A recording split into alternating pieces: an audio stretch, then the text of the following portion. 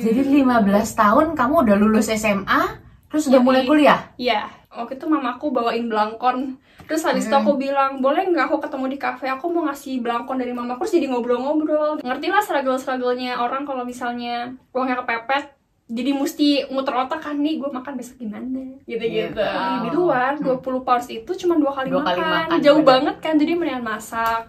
Terus transportasi, jalan males, jalan kaki aja. Dari sebelum ke UK udah mulai biasain diri, nyoba-nyoba masak-masak dikit lah. Karena masak itu ngebantu banget untuk ngirit gitu loh. Parah ya? Terus mulai juga belajar masak-masak Indonesia. Mereka aja yang orang-orang bule pada suka banget Indonesia, aku juga harusnya lebih mencintai negara lah gitu. Betul. Jangan takut karena di sini banyak banget kesempatan internasional gitu tuh, banyak banget kayak terbuka di sini. Kalau takut ini itu, yang aku bisa bilang adalah UK itu negara yang sistemnya udah bagus lah.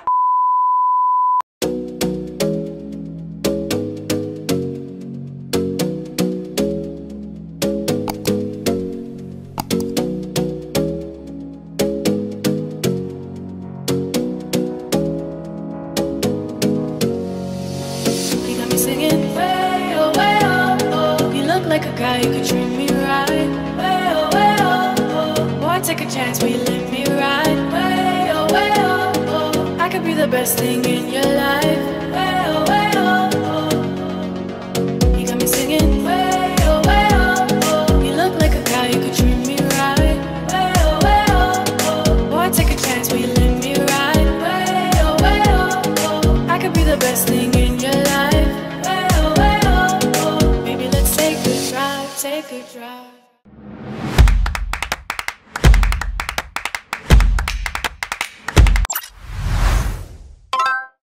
Hai, assalamualaikum teman-teman semuanya, apa kabar? Balik lagi bareng saya Nelma Daan. Dan kali ini aku mau ngobrol-ngobrol sama mahasiswa kece yang kebetulan lagi datang ke rumahku nih. Aku mau tanya-tanya gimana pengalamannya dia kuliah di sini, dan juga aku mau tahu gimana sih cara berhemat ala mahasiswa di UK. Langsung aja, ini dia Tasya. Halo Tasya. Halo Tasya, kenalin diri kamu dulu dong. Hai, nama aku Tasya. Tahun ini aku umur 19 tahun. Terus aku lagi sekolah di Coventry University, ambil Accounting and Finance for International Business. Wow, oke, keren banget. Jadi lulus SMA ke sini? Enggak, jadi gini ceritanya. Gimana tuh? Semua berawal dari pas aku SMP gitu.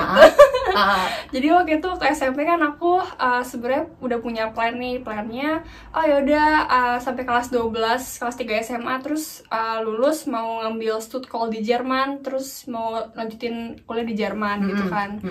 Terus di waktu itu kebetulan aku SMP sama SMA itu di salah satu sekolah, dia pakai kurikulum Inggris, namanya kurikulum Cambridge. Nah, kalau kita pakai kurikulum ini tuh kita harus ambil ujian namanya AJCSE pas kelas 10, kelas 1 SMA.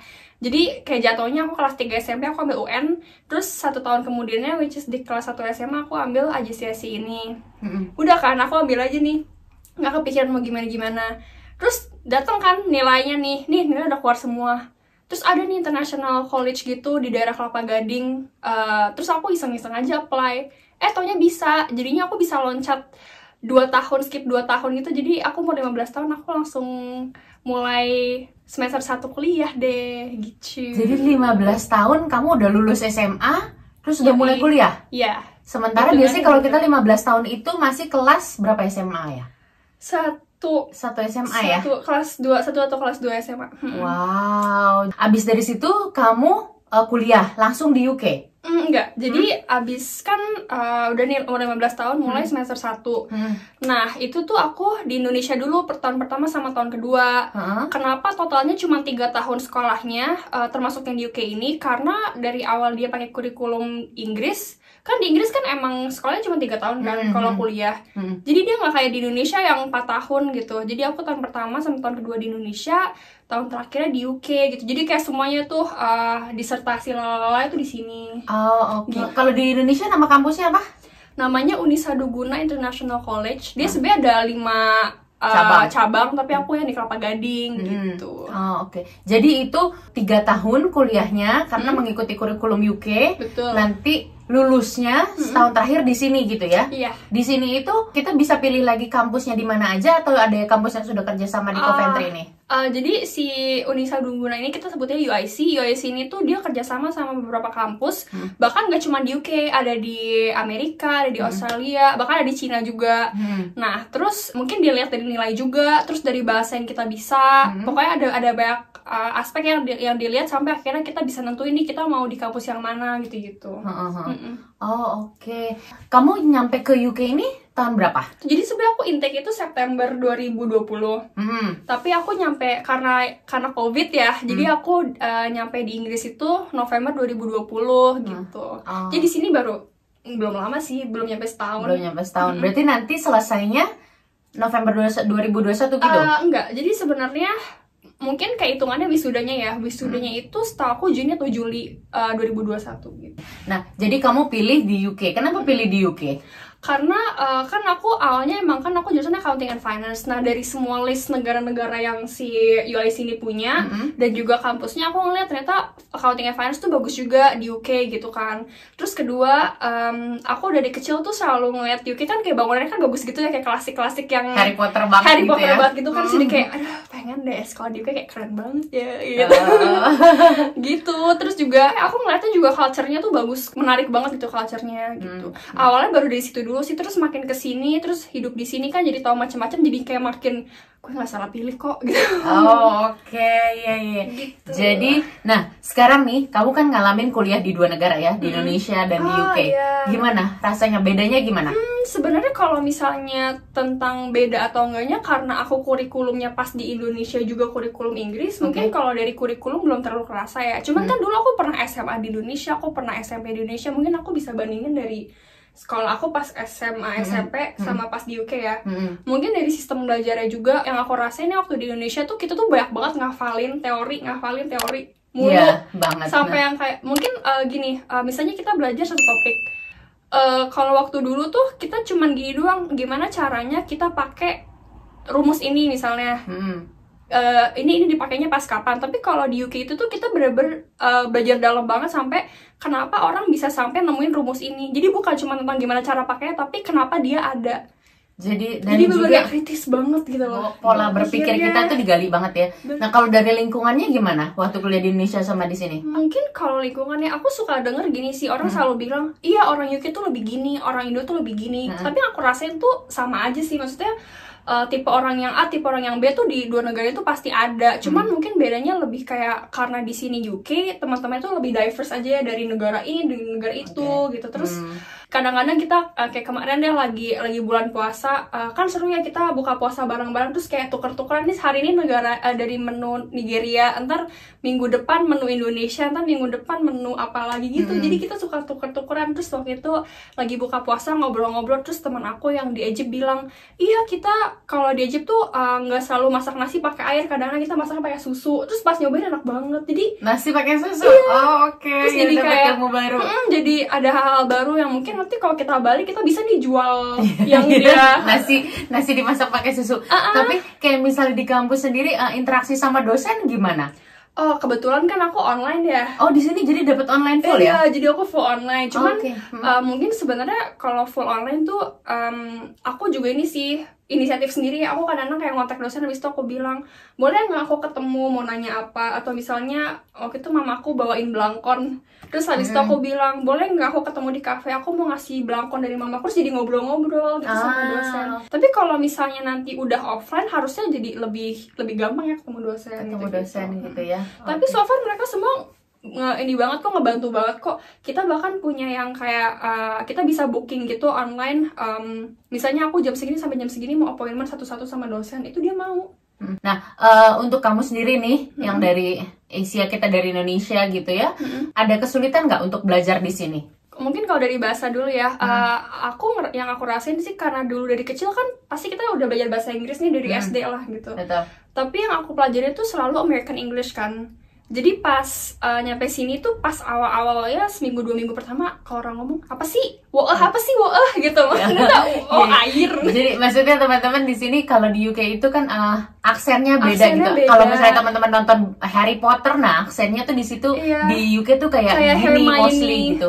Terus apalagi kendala bahasa terus juga mungkin adaptasi lingkungan. Kayak dulu kita kan selama dari kecil sampai sebelum ke UK kan ya dimasakin, terus habis itu dicuciin bajunya nyampe Mbak, sini gitu ya. Mbak gitu, nyampe sini terus disupirin mungkin kalau punya supir, nyampe sini kayak zong sendiri. Terus mau GoFood makanan ada sih Uber Eats mahal, jadi kayak semuanya masak sendiri, semuanya sendiri. Itu sih adaptasi. Terus juga pasti pertemanan juga ya kurang lebih beda, harus bisa tahu caranya ngadepin berbagai macam tipe orang, karena makin kesini kan orangnya makin macam-macam nih, dari negara sini situ.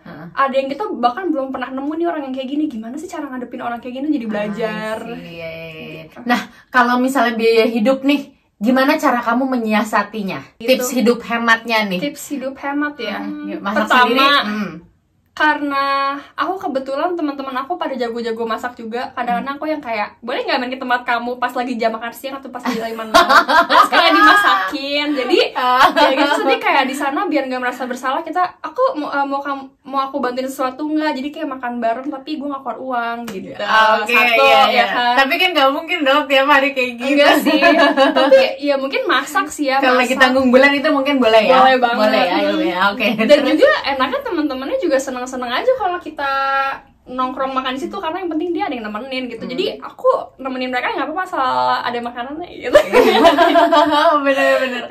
Oke, terus masak sendiri ya? Masak sendiri iya. Contoh 20 pounds ya. 20 pounds itu mungkin sekitar kayak 400.000. Aku tuh kalau aku benar masak tiap hari itu tuh bisa untuk seminggu 3 kali makan. Tapi kalau aku beli di luar 20 pounds itu cuma 2 kali makan. Jauh banget kan, jadi mendingan masak. Terus transportasi jangan males, jalan kaki aja. Terus udah gitu itu hemat. Nah, kamu di Indonesia itu sebenarnya masak sendiri nggak? Enggak, di Indonesia selalu dimasakin. Jadi the power of kepepetnya keluar di sini ya? The power of kepepet keluar. Terus nanti kita jadi seneng aja gitu ke supermarket. Terus kan bahannya kan lucu-lucu ya. Kita nggak pernah lihat. Terus jadi nyoba-nyoba beli, terus nyoba-nyoba masak-masukin semua. Terus kayak, kok enak sih? Atau enggak jadi nonton-nontonin di YouTube. Terus jadi belajar juga masak. Jadi nanti pulang-pulang udah jago aja gitu. Iya benar. Nah terus apa lagi? Kalau ini dong, anak-anak seumuran kamu nih kan pengen belanja gitu, gimana? Mungkin ini kali ya, pintar-pintar cari tahu sale sama diskon di Zara, di H&M tuh kapan. Jadi kalau kita mau belanja, tunggu pas masa-masanya sale gitu-gitu loh. Karena kalau enggak, lumayan juga sih ya. Oke, nah ini kamu berarti udah berapa bulan nih dari November di sini gitu ya, sampai sekarang bulan April, bulan Mei ada di sini. Ini kan udah berapa bulan? Pelajaran apa yang kamu dapat? Wah, banyak banget. Bagaimana kamu memandang uang koin sekarang? Uang koin di sini sangat bernilai. Uang koin kadang-kadang kan kalau dulu ya kayak uang 500 perak ya, terus jatuh ya udahlah. Males ngambil gitu ya. Terus kalau sekarang tuh kayak uang siapa buat gue dong gitu. Ya karena di sini satu sen aja itu bisa kepake teman-teman gitu, masih ada nilainya banget. Seperti itu. Terus mungkin ini kali ya, dulu tuh waktu aku sebelum kesini aku tuh suka banget nontonin video-video tentang financial planning, karena dulu aku pengen banget ngambil CFP, Certified Financial Planner kan. Tapi nggak jadi sih. Terus habis itu udah kan dapat ilmunya, tapi kan teori doang nih. Terus nyampe sini kan beneran dikasih uang, kita harus manage sendiri. Nah itu jadi diaplikasi beneran tuh. Tadinya cuman kayak ya teorinya aku ngerti nih kalau misalnya kita punya uang segini berarti berapa persen kemana. Sekarang jadi beneran diaplikasiin gitu. Terus ngerti lah struggle-strugglenya orang kalau misalnya uangnya kepepet. Jadi mesti muter otak kan, nih gue makan besok gimana gitu-gitu. Oke. Lebih mencintai Indonesia nggak setelah tinggal di sini? Mungkin kalau tentang Indonesia itu iya satu. Terus kedua juga aku mulai menyadari kalau pengetahuan aku tentang negara aku tuh masih belum gitu dalam. Karena kalau kita lagi ngumpul-ngumpul sama orang yang berbagai negara tuh mereka suka nanya kan kayak, itu tempe tuh dibikinnya bahannya apa aja sih, cara bikinnya gimana, biasanya dimakannya pas kapan gitu-gitu kan. Dia jelasin nih, tapi aku juga nggak tahu banget sebenarnya bener nggak sih yang gue jelasin gitu.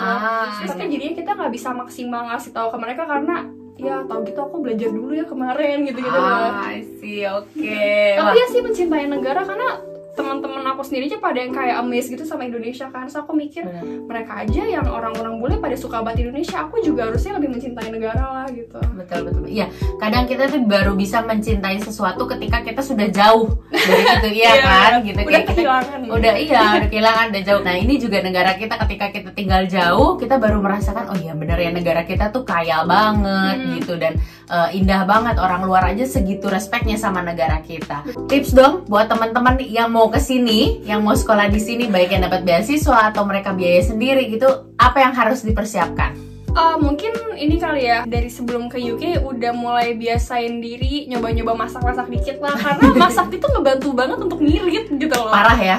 Terus mulai juga belajar masak-masak Indonesia, karena kalau kita di sini teman-teman dari berbagai negara tuh bakalan sering banget yang kayak masakin dong masak Indonesia, main nyobain. Terus aku waktu itu muter otak, apa gue beli bumbu instan ya gitu, tapi kan bumbu instan nggak enak ya. Betul. Terus jadinya aku mulai nge-research resep gitu-gitu. Jadi coba-coba di waktu masih di rumah tuh coba-coba belajar bikin makanan Indonesia, karena mereka bakal seneng banget kok kalian bikinin. Itu bisa banget bikin kayak bonding persahabatan kalian tuh kayak banget ya. Iya, karena bisa mereka jadi ice breaking dan bisa jadi ini banget ya, meluluhkan banget yang tadinya kaku jadi bisa ini betul, banget. karena ya. kan jadi nanya-nanya kan dibikinnya pakai apa sih gitu-gitu kan, jadi obrolan gitu.